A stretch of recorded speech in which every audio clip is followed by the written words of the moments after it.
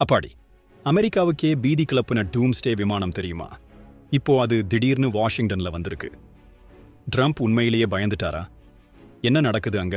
உலகின் ரொம்பவே பாதுகாப்பான விமானம்னு சொல்ற E-4B நைட் வாட்ஸ் திடீர்னு வாஷிங்டன்ல இருக்கிற ஆண்ட்ரூஸ் தளத்துக்கு ஜூன் 17ஆம் தேதி வந்திறங்கி இருக்கு. இது சாதாரண விமானம் இல்லீங்க. அணு ஆயுதப் போர் வந்தா அமெரிக்க அதிபர், பாதுகாப்புச் செயலர் எல்லாரையும் காப்பாத்தி அரசை செயல்பட வைக்கிற மாதிரி இதை வடிவமைச்சிருக்காங்க.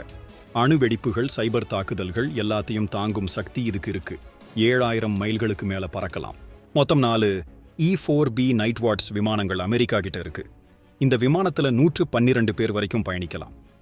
முக்கியமான விஷயம் என்னன்னா, இந்த விமானம் வாஷிங்டன்ல இறங்கின அதே ஜூன் 17ஆம் தேதி தான் ட்ரம்ப் ஈரானுக்கு சவால் விட்டிருந்தார். ஈரான் தலைவரை கொல்ல விருப்பமில்லை, ஆனா அவர் எங்க இருக்காருன்னு தெரியும், சரணடையணும்னு ட்ரம்ப் சொன்ன கொஞ்ச நேரத்திலேயே இந்த விமானம் அங்க வந்திருக்கு. பதிலுக்கு ஈரானும் சரணடைய முடியாது, முடிஞ்சதை பார்த்துக்கோங்கன்னு சொல்லிட்டாங்க. இது ஒருவேளை ட்ரம்பின் பயத்தை காட்டுதான்னு கேள்வி. இது வெறும் சும்மா நடந்த விஷயமா, இல்ல உலக அரசியல் உக்கிரமாகுதா? இந்த விமானம் வந்ததோட உண்மையான காரணம் என்னவா இருக்கும்? கமெண்ட்ல சொல்லுங்க.